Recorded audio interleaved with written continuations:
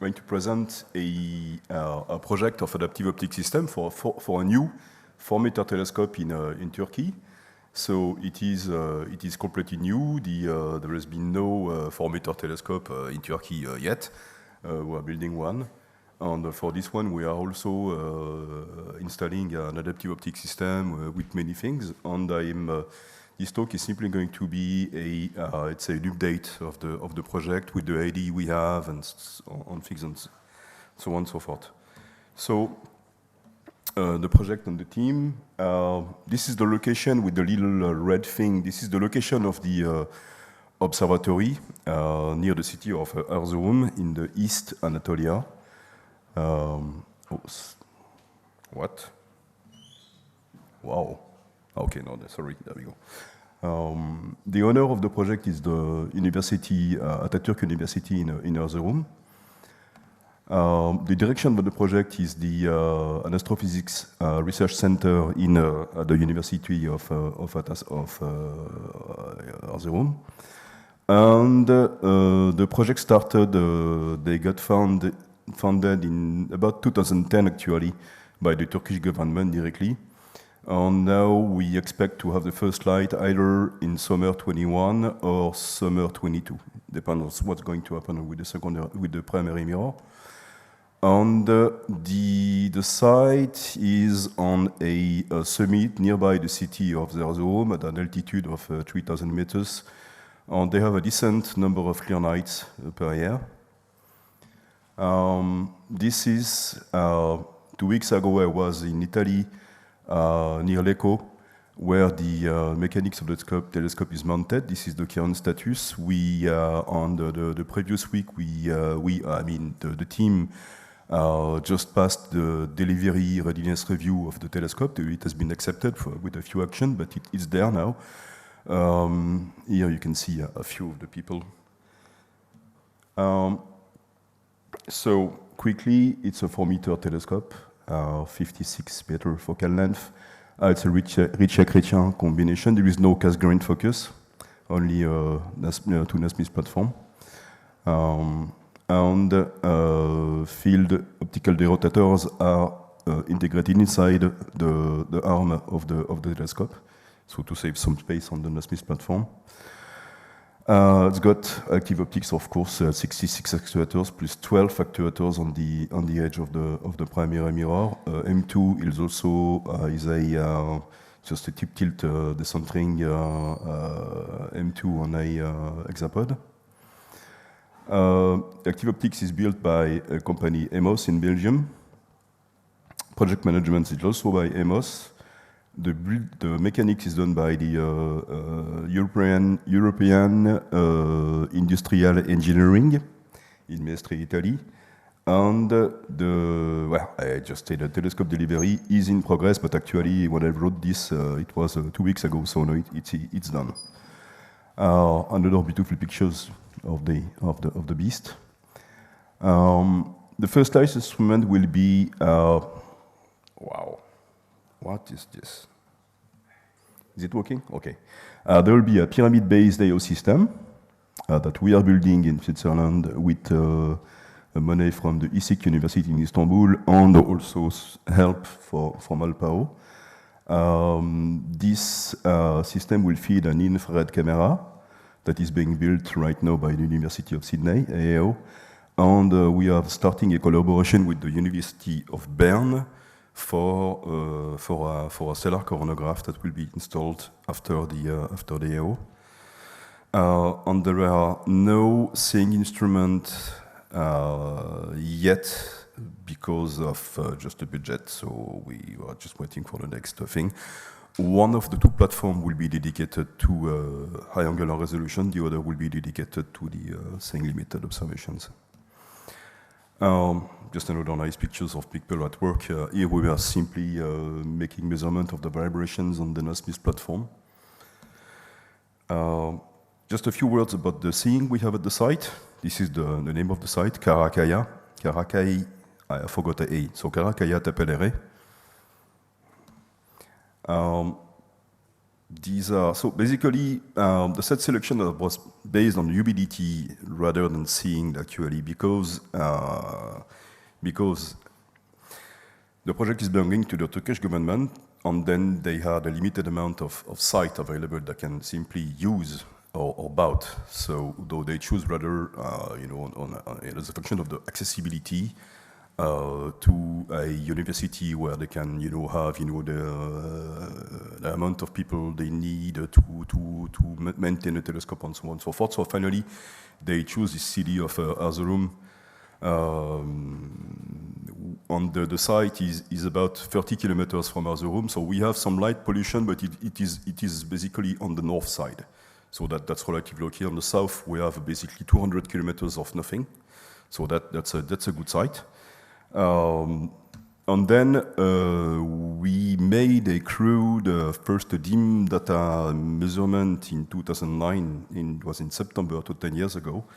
The estimated seeing was about 1 arcsecond, so it's okay. I think it's not a bad thing. Atassam also bought a mass dim from the region, and we are starting to install this thing. Of course, we know that we have some issues with the mass, but this was about 10 years ago, so before we knew that there are some bias and stuff, but this is another story. They also bought a sort of Alcor seeing monitor, just measurement of the angle of arrival. And installation took some time. Now we are running it by hand, so people have to climb to the summit, etc. The automation is in process.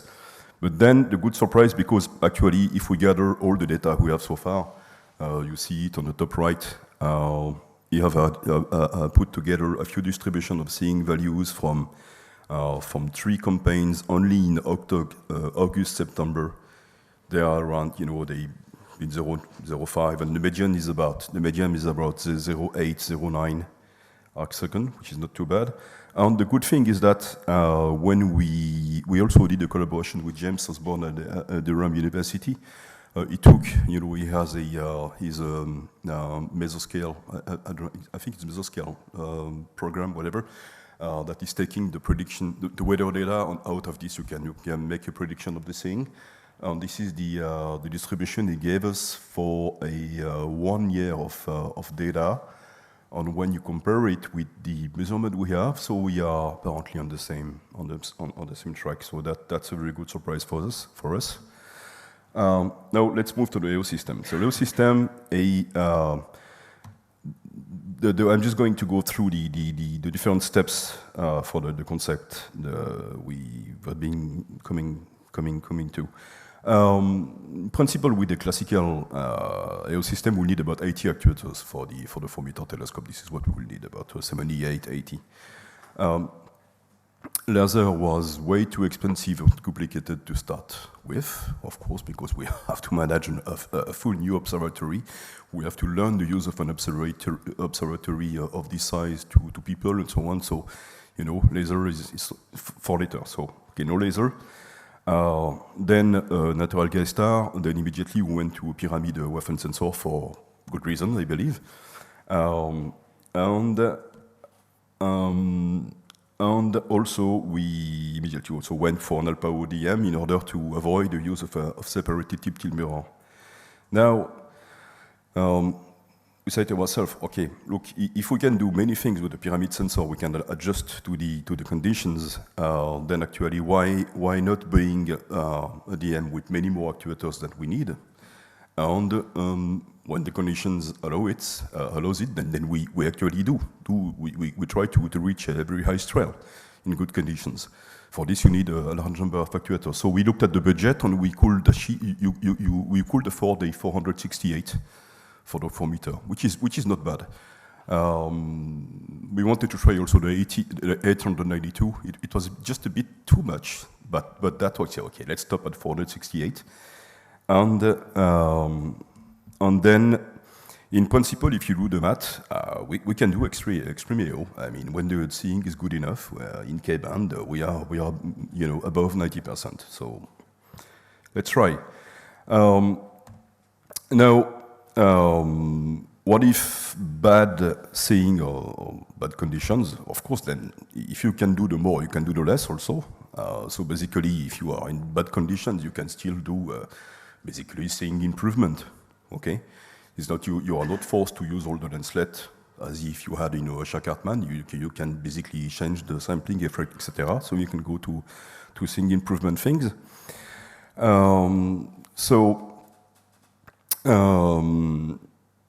Now, changing the number of pixels over the pupil arbitrarily is not possible unless you have a noiseless camera.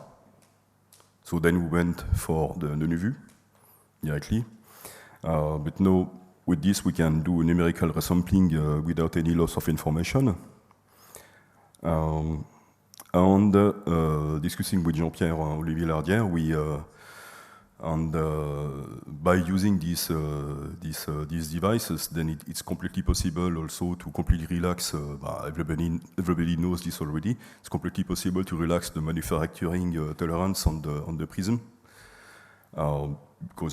because this can be compensated numerically. And we, according to, following Jean-Pierre, would say, okay, with oversampling factor 1.5, you'll be happy. Okay. So this is what we have. Now we have a double achromatic pyramid prism from BMV in Toronto, if not mistaken, designed by Audrey, which is there, which is polished right now on the delivered hopefully by the end of the month of November. The NuVu camera, we have it. We saw it in the lab. Now it is in Grenoble at Alpao. We are using 33 pixels water diameter. The Alpao mirror has been tested in the lab. And the controller is built. The controller to drive ADM from the pyramid sensor data has been built by Alpao. This is the sketch of the NASPIS platform population, our I/O system, the DM on the NuVu camera on the top. On the right side, this is the space dedicated to the coronagraph. On the near-infrared camera, this is quickly also the image of our system in test in Alpao premises in Grenoble. The DM, and then we go imaging lens, the deep tilt mirror, a beam splitter to send to the Shaka-Hartmann sensor in order to check what we are doing. And then here we have the pyramid, and then the relay on the NuVu. Okay. But I would like to say this is extremely important because we visited TNG last year, and then just Adriano told us, look, by the way, I have a pyramid prism. If you like it, then I'll say you can have it. And then he came, he gave it to us. And it just saved our life because the time it's taking at BMV to produce the prisms was too long. So we saved 6 months at least, thanks to Adriano. That was really great. This is, okay, the loop has been closed. The loop has been closed first time last Thursday, a few days ago, okay? On our DM on the pyramid. On the top, this is just the Shaka-Hartmann GUI. I don't know what it is. On the bottom, I think the only plot which is interesting is the very bottom one in the middle, where you see the RMS from open to closed loop. We still have some calibration problem because apparently on the bench we have 25 microns, which is probably not true. No, it's just a calibration problem. There is some mess in there, but from the Shaka-Hartmann view, it's very good. It goes to 60 nanometers. Okay, well. Loop open, loop close. Those are, of course, very, very preliminary results. We will do much, much better.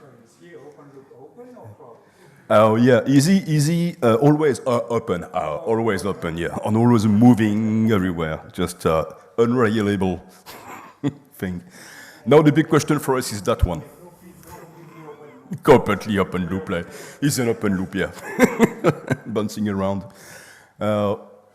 That's now the big question for us, because since then, you know, we have been busy on the telescope, been busy on the optical design and stuff, so on and so forth. Now we are facing with this. We have many parameters to play with. The seeing radicals parameter. We have the system parameters, you know, with these ones, and then we have the performance metrics. So no, the goal of the game, you know, of course, is to choose according to the conditions there, and to obtain the best metrics. What has to be those things? We do not have any experience yet on this, so we are basically saying to the AO community, if you want to play with the system, you can come with us. We can test your system, or we'll be very happy to take the best one. Okay, no problem. And so the hunt is open. But of course, no, I don't want Trump to be the only ridiculous guy here, so I'm putting this in front of you now. Okay, I'm sorry. Michel, I know what you are thinking about that. But I'm simply considering a fact. Okay. If you are 0 second? Yes. 0. Okay, so okay, -1. Sorry. No, very quickly. I am considering the things from an external point of view, from a non-AO control specialist, and I think from that point of view it helps. I'm seeing the following. Okay, look, an AO system is a physical model. If you give some input, it should react in a consistent way, always the same at the output. So what I'm saying is that inside we have many parameters that have to be optimized. And I'm saying the following: if we know for a given condition what are the parameters that provide the best answer, the best performance, then of course we would like to keep those values. We would like to keep this information.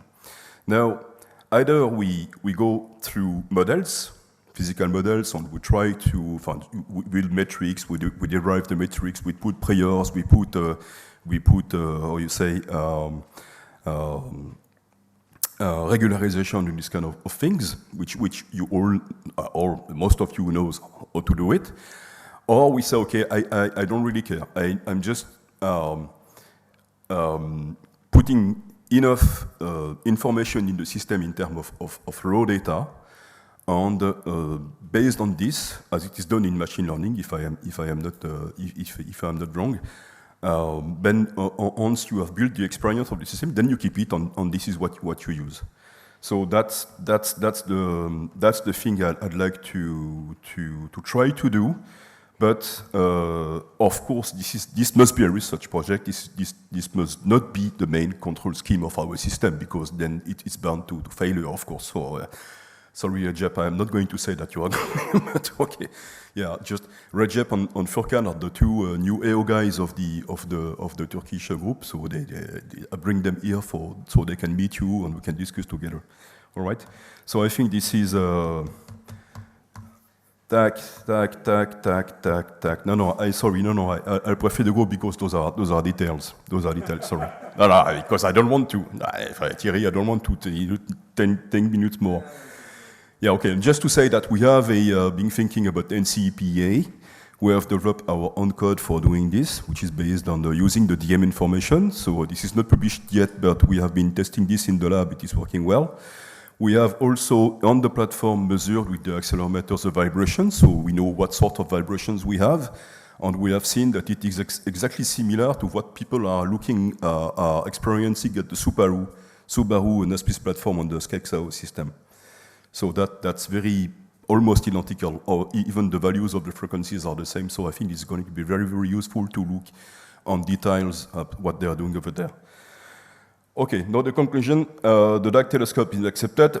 M1 is still in production.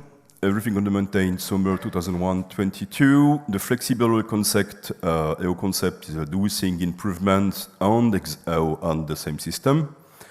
We're waiting for proposition for smart adaptive control. Machine learning, Donald says yes, it's really, really great, so we'll see.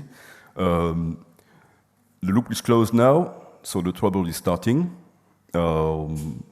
because yes, we just close the loop. So we have to actually mount the system. What I've shown to you in the picture is that it's just, we have just put the piece in places, and now we are building the mechanics to hold the full thing. And just on a side note, there will be 4 PhD theses starting at the University of Atatürk in January 2020 on adaptive optics, coronagraph, AO integration, and also seeing monitoring at the site. Thank you.